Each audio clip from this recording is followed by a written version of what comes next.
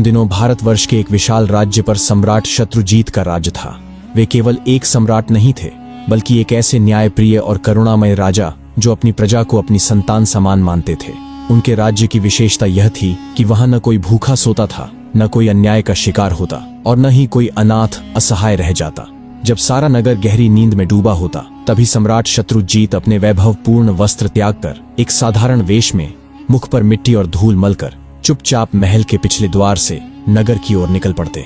उन्हें देखकर कोई उन्हें भिक्षुक समझता तो कोई थका हारा किसान। वे नगर की गलियों, बाजारों और झुग्गियों में घूमते, लोगों की बातें सुनते, उनकी पीड़ा को नीरवता से आत्मसात करते। जहां कहीं किसी पर अत्याचार होता या कोई भूख प्यास से तड़पता दिखाई देता, सम्राट का हृदय विचलित हो उठता। और फिर अगली भोर जब वह राजसी पोशाक में अपने सिंहासन पर बैठते तो रात में देखे गए अन्यायों का निवारण करते। जनता बस यही जानती थी कि उनका राजा अत्यंत दयालु है, परंतु कुछ विश्वसनीय मंत्रीगण ही इस गूढ़ रहस्य से अवगत थे कि सम्राट रातों में स्वयं नगर की दशा देखने निकलते हैं। यह केवल शासन करने का ढंग नहीं था, यह जनमानस के हृदय पर राज्य करने की कला थी। एक ऐसी ही शीतल रात्रि थी, मंद समीर चल रही थी, घरों के दीप बुझ चुके थे और सम्राट अपने गुप्त वेश में नगर की गलियों में विचर रहे थे। हर मोड़, हर छाया पर उनकी दृष्टि थी, कहीं कोई दुखी तो नहीं, कोई पीड़ित तो नहीं। इसी भ्रमण के मध्य जब वे एक संकरी और अंधेरी गली से गुजर रहे थे, तभी उन्हें धीमी धीमी फुसफुसाहटें सुनाई दी। वे ठिठक गए, सावधानी पूर्वक उन ध्वनियों की दिशा में बढ़े और देखा कि गली के एक कोने में 4 व्यक्ति बड़े रहस्यमय ढंग से आपस में कुछ चर्चा कर रहे हैं। वे छाया में छिपकर बातें सुनने लगे। वह चारों कोई और नहीं, नगर के कुख्यात चोर थे, रंगा, चमन, रतन और फकीरा। वे अगली चोरी की योजना बना रहे थे। चमन, जो सबसे चतुर था, फुसफुसाया, इस बार हर कदम सोच समझ कर रखना होगा, पिछली बार की चूक नहीं दोहरानी चाहिए। रतन बोला, इस बार शहर के सबसे धनी व्यापारी का माल हमारा होगा, वक्त की चाल पहचाननी होगी। फकीरा ने चारों ओर नजर दौड़ाई और सशंकित स्वर में कहा, धीरे बोलो, सुना है सम्राट ने अपने गुप्तचर छोड़ रखे हैं। कहते हैं वह स्वयं भी भेष बदलकर गलियों में घूमते हैं। तभी एक अन्य चोर व्यंग्य में हंसते हुए बोला, हाँ राजा, वह तो महलों में आराम करता होगा, हमसे मुकाबला करेगा। सम्राट चुपचाप सब सुन रहे थे। अब उन्हें निश्चय हो गया था कि नगर में फैली कई चोरियों के पीछे यही गिरोह है, किंतु प्रश्न यह था कि उन्हें रंगे हाथ कैसे पकड़ा जाए। रात्रि गहराती जा रही थी, गली वीरान थी, दूर कहीं कुत्तों के भौंकने की ध्वनि आ रही थी। सम्राट ने अब देर करना उचित नहीं समझा। उन्होंने अपनी मुद्रा बदली, चेहरे पर एक हल्की मुस्कान लाई और एक आवारा यात्री की भांति उन चोरों के पास पहुंचे। खांसते हुए बोले, अरे भाइयों, ये रात के सन्नाटे में किस शिकार की तैयारी हो रही है? अचानक अंधेरे में किसी अनजान की आवाज सुनकर चोर चौंक उठे, किंतु जब उन्होंने देखा कि वह एक थका हारा, मैले कपड़ों वाला सामान्य व्यक्ति है, तो उनका संदेह कुछ कम हुआ। रतन ने आंखें सिकोड़ते हुए कहा, तू कौन है बे, और क्या लेना देना है तुझसे? सम्राट हंसते हुए बोले, भाइयों, मैं भी तो तुम्हारी ही बिरादरी का हूं। कौन कहता है कि केवल तुम ही उस्ताद हो इस नगर में? मैंने भी बहुत बड़े हाथ मारे हैं, बस किस्मत जरा रूठी हुई है, नहीं तो इस वक्त किसी राजमहल में आराम कर रहा होता। फकीरा ने संदेह भरे स्वर में पूछा, अगर तू वाकई उस्ताद है तो कोई बड़ा कारनामा सुना। राजा ने गहरी सांस ली और गंभीरता से कहा, कारनामे बताऊंगा नहीं, दिखाऊंगा। कभी शाही खजाने पर भी हाथ साफ करने की सोची थी, पर दुर्भाग्य से पकड़ा गया। चमन ठहाका मारते हुए बोला, वाह, शाही खजाना, तू तो बड़ी ऊंची उड़ान भरता है। दूसरे चोर ने हंसते हुए कहा, इतना ही बड़ा उस्ताद है तो कोई सबूत दिखा। सम्राट मुस्कुराए और बोले, भाइयों, सबूत तो काम के बाद दिया जाता है। अगर आज की रात मुझे अपने साथ ले चलो तो मैं अपनी काबिलियत दिखा दूंगा। चारों एक दूसरे को देखने लगे। थोड़ी देर चुप्पी रही, फिर फकीरा ने मुस्कान के साथ सिर हिलाया और बोला, ठीक है, आज की रात तेरी परीक्षा होगी। अगर काबिल निकला तो हमारे साथ रहेगा। राजा ने गंभीर स्वर में कहा, तो फिर समझो सौदा पक्का है। अब तक सम्राट ने बेजोड़ चतुराई से अपनी पहचान छिपाए रखी थी। उन्होंने हल्के अंदाज में पूछा, तो भाइयों, जब मैं अब तुम्हारा साथी बनने वाला हूं तो जानना चाहूंगा, आखिर वो कौन सी खासियतें हैं जो तुम्हें इतना निडर बनाती हैं? जब बड़ा हाथ मारना है तो सबको अपनी अपनी कला का ज्ञान होना चाहिए। चारों चोरों ने एक दूसरे की ओर देखा। सबसे पहले फकीरा आगे आया और बोला, मेरे भीतर एक दुर्लभ गुण है। मैं किसी भी स्थान पर खड़ा होकर केवल अपनी सूंघने की शक्ति से जान लेता हूं कि सोना, चांदी, हीरे, मोती या कोई अन्य बहुमूल्य खजाना कहां छिपा है। मेरे लिए खजाने की महक दूर से ही प्रकट हो जाती है। जब भी कोई बड़ा हाथ मारना होता है, मेरी नाक सबसे पहले काम आती है। सम्राट ने उसकी ओर गौर से देखा और प्रशंसा से कहा, वाह, यह तो बड़ा ही विलक्षण गुण है। तुम्हारी यह कला तो चुपचाप राज्य के गुप्त भंडारों तक भी पहुंचा सकती है। अब चमन आगे आया। उसके चेहरे पर आत्मविश्वास की एक छाया थी। वह बोला, मैं पशु पक्षियों की भाषा समझता हूं। कुत्ते, बिल्ली, घोड़े जो कुछ भी कहें, उनके शब्द मेरे लिए स्पष्ट होते हैं। यदि किसी गली में कोई कुत्ता भौंक रहा हो या कोई घोड़ा अचानक व्याकुल हो जाए तो मैं जान जाता हूं कि वहां कुछ अनहोनी घटने वाली है। सम्राट यह सुनकर कुछ क्षणों के लिए चुप रहा, फिर बोला, तुम तो प्रकृति की आवाजों को ही पढ़ लेते हो। यह गुण तुम्हें शत्रु के आने से पहले ही सचेत कर सकता है। अब तीसरे चोर रंगा की बारी थी। उसने अपनी जेब से एक पतली सी तार निकाली और गर्व से बोला, मैं ताले तोड़ने में निपुण हूं। लोहे, पीतल या शाही कक्षों के सबसे कठिन ताले भी मेरी इस नन्ही तार के आगे नतमस्तक हो जाते हैं। ताला चाहे जितना भी कठिन हो, मेरे हाथ में आते ही झुक जाता है। सम्राट मुस्कुराया और चुटकी लेते हुए बोला, तो फिर तुम्हारे हाथों में तो कोई जादू है। रंगा, ताले नहीं, मानो किस्मत की गिरहें खुलती हैं। अब सबसे अंतिम में रतन सामने आया। उसके चेहरे पर एक रहस्यमयी मुस्कान थी। उसने कहा, मेरा गुण सबसे निराला और सबसे खतरनाक है। यदि मैं किसी को एक बार अंधेरे में देख लूं तो फिर वह लाख छिप जाए, मैं उसे पहचान ही लूंगा। चाहे वह भीड़ में हो, नकाब में हो या दुश्मनों के झुंड में, मेरी नजर उसे पहचान लेती है। सम्राट विस्मय से बोला, तो इसका अर्थ यह हुआ कि अंधकार तुम्हारी दृष्टि को धोखा नहीं दे सकता। तुम तो सच्चे मायनों में अंधेरे के भी प्रहरी हो। अब सम्राट भली भांति समझ चुका था कि ये चारों न केवल शातिर थे बल्कि अपने अपने हुनर में दक्ष भी थे। किंतु उसके भीतर तो अब एक नई योजना ने जन्म ले लिया था। वह मुस्कुराया और बोला, भाइयों, अब जब हमारी टोली इतनी योग्य हो चली है तो बताओ, आज की रात कौन सा शिकार तय है। चारों चोर राजा की बातों को ध्यान से सुन रहे थे। उन्होंने अपने अपने कौशल तो खोल कर रख दिए थे, परंतु अब उनकी आंखों में एक संशय था। रतन ने मुस्कुराते हुए पूछा, भाई, हमने तो अपने गुण बता दिए, पर तुमने अब तक कोई बात नहीं की। बताओ, तुम्हारे भीतर ऐसी कौन सी बात है जो तुम्हें हमारे लिए उपयोगी बनाती है। सम्राट ने तनिक गंभीर होकर उत्तर दिया, मेरे भीतर एक अनोखा गुण है। यदि हम कभी संकट में पड़ें, पकड़े जाएं या फंस जाए, तो केवल मेरी आंखों के एक इशारे से सज्जा भी टल सकती है और जान भी बच सकती है। चारों चोर यह सुनकर चौंक गए। फकीरा बोला, क्या मात्र दृष्टि के इशारे से सजा माफ हो सकती है? यह तो कोई चमत्कार जैसा प्रतीत होता है। एक अन्य बोला, यदि यह सच है तो हमारे गिरोह में सबसे अनमोल गुण तुम्हारे पास ही है। तुम्हारे रहते हमें किसी चीज की चिंता ना होगी। राजा ने मन ही मन अपनी योजना को सुदृढ़ करते हुए कहा, छोटी मोटी चोरी से क्या लाभ? यदि जीवन भर चैन से जीना है तो एक ही बार इतना बड़ा हाथ मारो कि दोबारा जरूरत ही ना पड़े, और वह जगह है राजमहल का खजाना। ये सुनते ही चारों चोरों की आंखें लालच से चमक उठीं। फकीरा बोला, वाह, ये हुई ना बात। अगर इस बार हम सफल हो गए तो फिर जीवन भर ऐश करेंगे। राजा ने भीतर ही भीतर संतोष की सांस ली। उसकी योजना अब चोरों को पूरी तरह फांस चुकी थी। फिर वे सभी नगर की गलियों से होते हुए महल की ओर बढ़ने लगे। जैसे ही वे महल के समीप पहुंचे, एक कुत्ता जोर जोर से भौंकने लगा। सभी चोर एकाएक सतर्क हो गए। फकीरा ने चमन की ओर देखा और कहा, भाई, जरा सुनो तो, ये कुत्ता क्या कह रहा है? क्या कोई खतरा है? चमन ने ध्यान से कुत्ते की आवाज को सुना और फिर उसके चेहरे का रंग उड़ गया। वह बोला, यह कुत्ता यह कह रहा है कि हमारे साथ इस समय नगर का सम्राट चल रहा है। क्षण भर को एक सन्नाटा छा गया। सभी चोर चौंक कर एक दूसरे की ओर देखने लगे। तभी रंगा जोर से हंस पड़ा। अरे, यह तू क्या बक रहा है? राजा भला इस अंधेरी गली में क्या कर रहा होगा? वह तो इस समय अपने शाही पलंग पर चैन की नींद सो रहा होगा।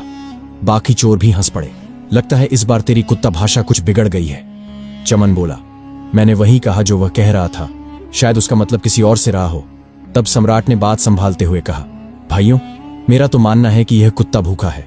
भूख में आदमी क्या, जानवर भी अनाप शनाप बकने लगता है। चलो, इन बेमतलब की बातों को छोड़ो और असली काम पर ध्यान दो। सभी ने हामी भरी और आगे बढ़ चले।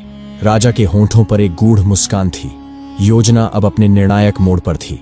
चांदनी रात की चुप्पी में वे चारों चोर सम्राट के साथ महल के भीतर प्रवेश कर चुके थे, परंतु न किसी की आंखों में भय था, न ही कोई कंपन, केवल लालच की धधकती हुई ज्वाला।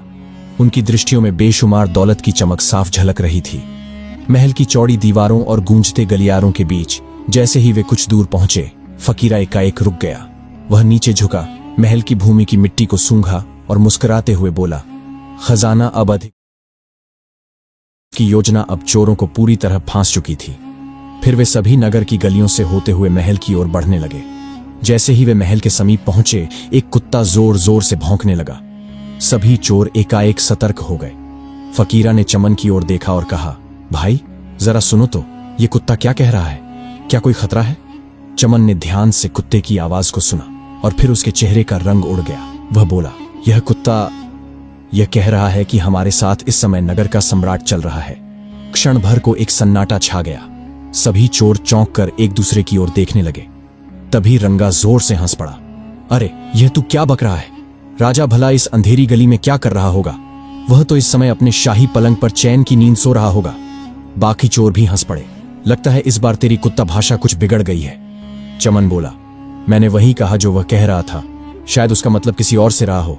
तब सम्राट ने बात संभालते हुए कहा, भाइयों, मेरा तो मानना है कि यह कुत्ता भूखा है। भूख में आदमी क्या, जानवर भी अनाप शनाप बकने लगता है। चलो इन बेमतलब की बातों को छोड़ो और असली काम पर ध्यान दो। सभी ने हामी भरी और आगे बढ़ चले। राजा के होंठों पर एक गूढ़ मुस्कान थी। योजना अब अपने निर्णायक मोड़ पर थी। चांदनी रात की चुप्पी में वे चारों चोर सम्राट के साथ महल के भीतर प्रवेश कर चुके थे। परंतु न किसी की आंखों में भय था, न ही कोई कंपन, केवल लालच की धधकती हुई ज्वाला। उनकी दृष्टियों में बेशुमार दौलत की चमक साफ झलक रही थी। महल की चौड़ी दीवारों और गूंजते गलियारों के बीच जैसे ही वे कुछ दूर पहुंचे, फकीरा एकाएक रुक गया। वह नीचे झुका, महल की भूमि की मिट्टी को सूंघा और मुस्कुराते हुए बोला, खजाना अब अधिक दूर नहीं है। इसकी खुशबू मेरे भीतर दौड़ रही है। इसी दिशा में चलो, मेरे पीछे। बिना कोई प्रश्न किए तीनों चोर उसकी पीठ पीछे चल दिए। खामोश गलियारों, झुकी हुई दीवारों और एक गुप्त मार्ग से होते हुए वे उस स्थान पर पहुंच गए जहां राज्य का खजाना छिपा था। उनके सामने था एक विशाल और मजबूत द्वार, जिसके बीचों बीच एक भारी ताला जड़ था। अब रंगा आगे बढ़ा। उसकी आंखों में आत्मविश्वास की चमक थी। वह अपनी जेब से पतली सी तार निकालता है और उसे ताले में डाल देता है। उसकी उंगलियां मानो नृत्य कर रही हों और पलक झपकते ही वह ताला छटाक की आवाज के साथ खुल जाता है। रंगा मुस्कुराया और बोला, कहा था ना, मेरे इस हुनर के आगे कोई ताला नहीं टिकता। फिर धीरे से दरवाजा खोला गया। अंदर का दृश्य देखते ही चारों की आंखें चौंधिया गईं। वह कक्ष मानो स्वर्णलोक बन चुका था। चारों ओर सोने की अशर्फियां, हीरे मोती, जवाहरात, बेशुमार संपदा बिखरी हुई थी। एक चोर विस्मित होकर बोला, भाइयों, अब यह सब कुछ हमारा हो चुका है। अब जीवन में किसी चीज की कमी नहीं रहेगी। अब तो केवल ऐशो आराम से जीना है। और तभी सभी चोर दौलत समेटने में लग गए। किसी ने झोले में अशर्फियां भरी, कोई हीरों को संभालने लगा। वे सभी सोच रहे थे कि अब उनका भविष्य सुरक्षित हो चुका है। अब उन्हें जीवन में कुछ करने की आवश्यकता नहीं। सम्राट भी उनके साथ झुककर यही सब कर रहा था, परंतु उसके भीतर मुस्कान किसी और ही उद्देश्य की थी। वह देख रहा था कि कैसे हर कोई अपने स्वार्थ में डूबा है, पर उसकी दृष्टि कुछ और तलाश रही थी। थोड़ी देर बाद जब सबने अपनी अपनी झोली भर ली, तो चारों चोरों ने एक थैली सम्राट की ओर बढ़ाई। लो भाई, फकीरा बोला, ये तुम्हारा हिस्सा है। तुम भी हमारे साथ आए हो, तुम्हें भी बराबरी का हिस्सा मिलना चाहिए। सम्राट ने थैली की ओर देखा, फिर हल्की मुस्कान के साथ कहा, नहीं दोस्तों, मुझे यह सब नहीं चाहिए। मैं तो यूं ही तुम्हारे साथ आ गया था। मेरी किस्मत में शायद यह दौलत नहीं लिखी थी। रतन हैरानी से बोला, अरे भाई, इतनी दौलत को कौन ठुकराता है? राजा ने केवल इतना कहा, तुम ही रख लो, इसे भी अपने हिस्से में बांट लो। चारों ने एक दूसरे की ओर देखा, फिर कंधे उचकाते हुए बोले, हमें क्या, इसका भी हिस्सा हमें ही मिल जाएगा। अब वे अपने अपने हिस्से गिनने में लग गए। सम्राट ने इसी अवसर का लाभ उठाया। वह एक एक कर चोरों के पास गया और सहज ढंग से पूछा, अगर फिर कभी ऐसी योजना बनी तो तुम कहां मिलोगे? सबसे पहले फकीरा बोला, मैं तो बाजार के पास वाली सराय के बगल में ही रहता हूं। कोई बड़ा हाथ मारना हो तो वहीं आ जाना। इसी तरह सम्राट ने चमन, रंगा और रतन से भी उनके नाम और ठिकाने पूछ ली। चारों निश्चिंत थे। वे सोच भी नहीं सकते थे कि जो उनके साथ खजाने में घुसा था वही इस भूमि का सम्राट है। खजाना लूटकर वे चारों अंधेरे में विलीन हो गए, अपने अपने ठिकानों की ओर चल पड़े। और सम्राट, वह धीरे धीरे उन्हीं नगर की गलियों से होता हुआ वापस अपने महल की ओर लौटने लगा। उसके मुख पर संतोष की गहरी छाया थी। उसकी योजना सटीक ढंग से चल रही थी। राजा मन ही मन सोच रहा था, ये लोग भले ही चोर हैं, लेकिन इनके भीतर ऐसे गुण हैं जो मेरी सेना में किसी भी वीर सिपाही से कम नहीं। फकीरा, जिसकी नाक खजाने को सूंघ लेती है, अगर वही मेरे खजाने की रखवाली करे तो कौन चुरा सकेगा? रंगा, जो किसी भी ताले को पल में खोल दे, क्या वह मेरे शत्रुओं के दुर्ग में घुसने वाला बेहतरीन जासूस नहीं बन सकता? चमन, जो पशुओं की भाषा समझता है, वह मेरे हाथियों और घोड़ों की सेवा में क्यों नहीं लगाया जाए? और रतन, जिसकी आंखें अंधेरे में भी सच्चाई पहचान लेती हैं, क्या वह मेरी महल की रक्षा में मुख्य प्रहरी नहीं हो सकता? उसके विचार दृढ़ हो चुके थे। यदि मैं इन्हें कारागार में डालता हूं तो इनके ये अनमोल गुण सड़ जाएंगे, लेकिन यदि मैं इन्हें सही दिशा में लगाऊं तो ये चोर नहीं, मेरे राज्य के रक्षक बन सकते हैं। यह निश्चय कर वह सम्राट तेज कदमों से महल की ओर लौट चला, अपने साथ एक नए युग की योजना लिए। सुबह का सूरज निकला तो समूचे नगर में हलचल मच चुकी थी। एक खबर ने सबका चयन छीन लिया था। राजमहल का खजाना लुट चुका है। यह समाचार आग की तरह फैला और पूरे दरबार में बेचैनी फैल गई। मंत्री, सलाहकार और सेनापति सभी दरबार में एकत्र हुए। कोई कह रहा था कि यह कार्य किसी बाहरी गिरोह का है, नगर के बाहर से आए होंगे और चोरी कर भाग गए होंगे। किसी ने शंका व्यक्त की कि महल के भीतर का ही कोई व्यक्ति इस योजना में शामिल हो सकता है। एक से एक सुझाव दिए जा रहे थे, पर किसी के पास ठोस उत्तर नहीं था। वहीं सम्राट शत्रुजीत अपने सिंहासन पर बैठे शांति से यह सब सुनते रहे। अचानक उन्होंने मुस्कुराते हुए हाथ उठाया और गूंजती हुई आवाज में बोले, मुझे भली भांति झात है कि यह चोरी किसने की है और वे इस समय कहां हैं। दरबार में सन्नाटा छा गया। सभी की आंखें सम्राट की ओर टिक गईं। एक मंत्री ने झुककर पूछा, महाराज, क्या वास्तव में आपको चोरों का पता है? सम्राट ने गंभीरता से कहा, हां, वे 4 हैं, फकीरा, चमन, रंगा और रतन। यह सुनते ही दरबार में खलबली मच गई। सम्राट ने सिपाहियों को आदेश दिया कि नगर के जिन स्थानों पर ये चारों रहते हैं वहां तुरंत जाकर उन्हें पकड़ लाया जाए। पते खुद सम्राट ने बताए। थोड़ी ही देर में चारों चोर रस्सियों से बंधे हुए दरबार में प्रस्तुत किए गए। अब वे भयभीत खड़े थे, यह सोचते हुए कि राजा को उनके नाम और ठिकानों की जानकारी कैसे मिल गई। सम्राट अभी भी उसी रहस्यमय मुस्कान के साथ सिंहासन पर आसीन थे। तभी रतन की दृष्टि सम्राट के चेहरे पर पड़ी। कुछ क्षण तक वह उन्हें देखता रहा, फिर उसके चेहरे का रंग उड़ गया। उसने घबराकर कहा, यह तो वही है। उसके मन में पिछली रात की स्मृतियां कौंध गईं। वही चाल, वही आवाज, वही चेहरा।